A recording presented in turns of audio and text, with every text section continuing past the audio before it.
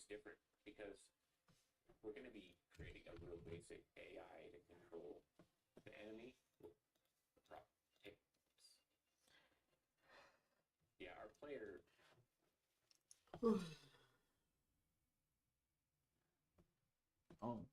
Unk status.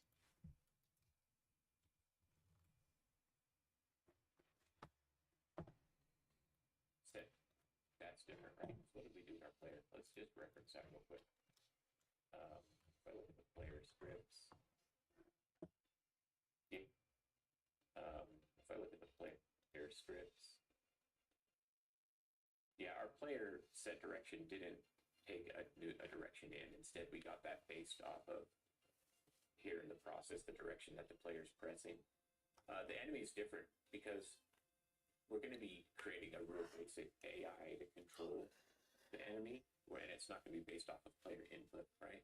So instead, we'll provide a direction to the set direction, and that's going to happen on the different enemy states. So really, that's the only difference between this and the player version of set direction, right, is how we get that direction. Okay, so we'll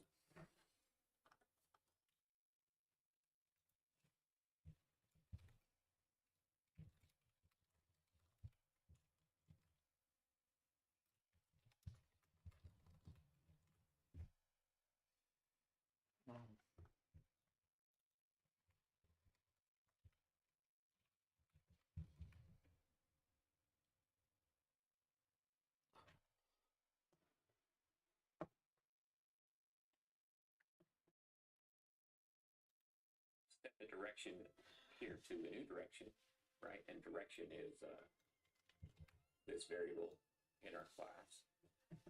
We'll set it to the new direction we pass in. If it's 0, we're going to say that there's no direction. And I just like a player figure out the direction in terms of the cardinal directions, up, down, left, and right. If it's the same, if it hasn't changed, just return false. And if it has, then we'll set the cardinal direction, emit the direction change signal, and we'll flip the sprite if we need to. And then it'll return true if it gets all the way through these conditions. We also are going to want an update animation script, just like in our player. Yes.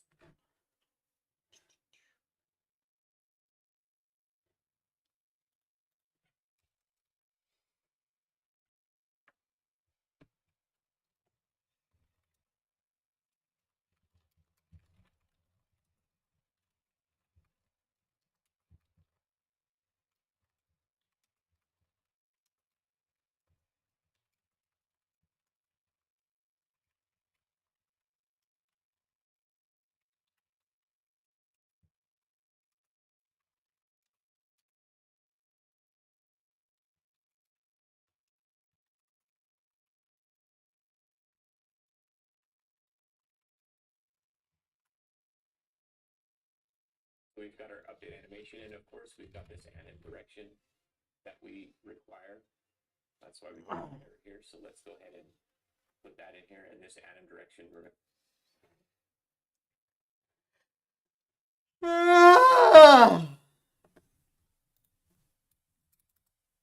Just me for real.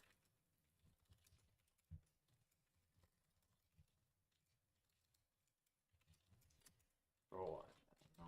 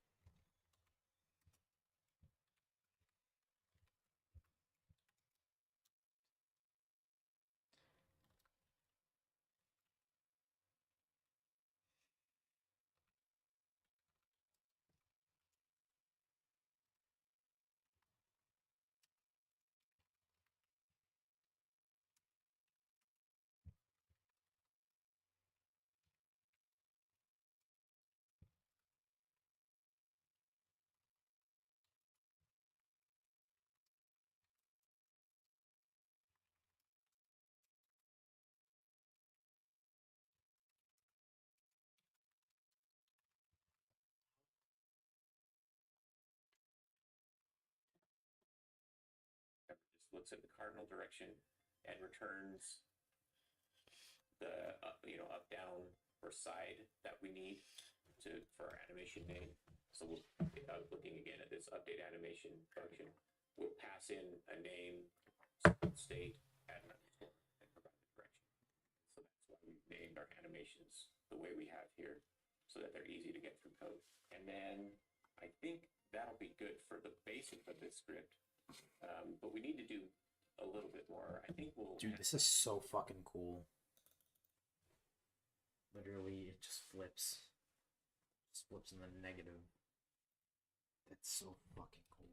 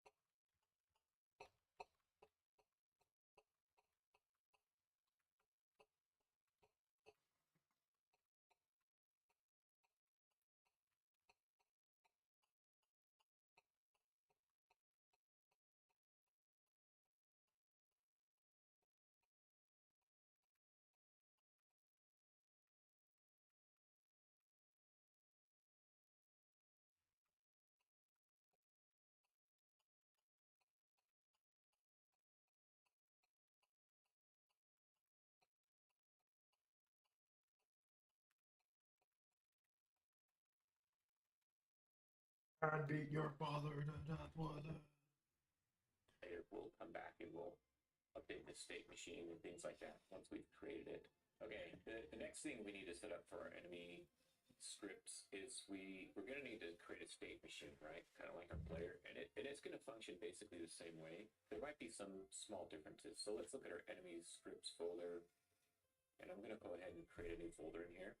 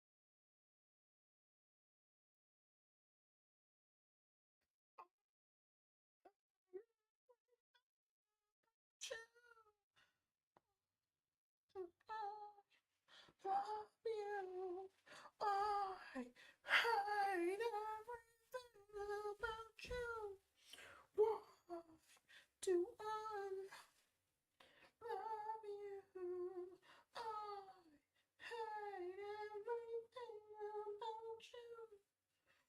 Why do I love you? I hate everything about you.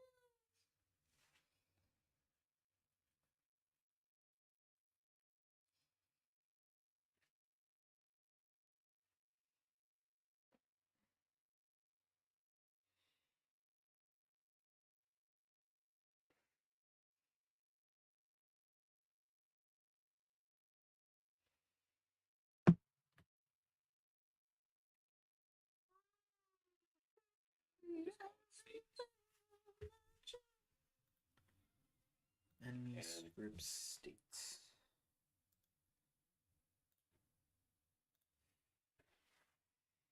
Wait a minute. No. I'm making a folder. We'll just call it states. I got that. Scripts.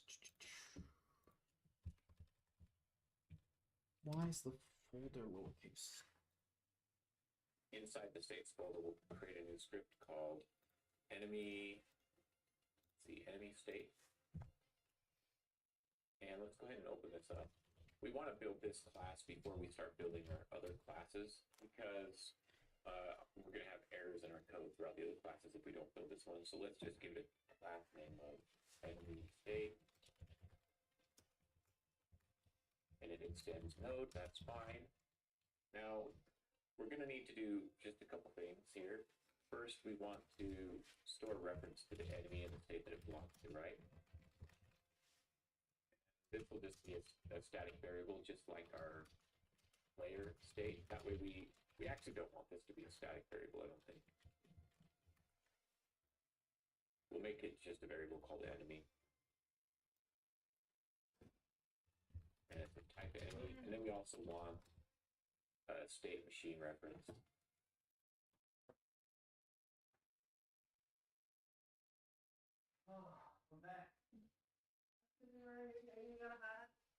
What's up, man?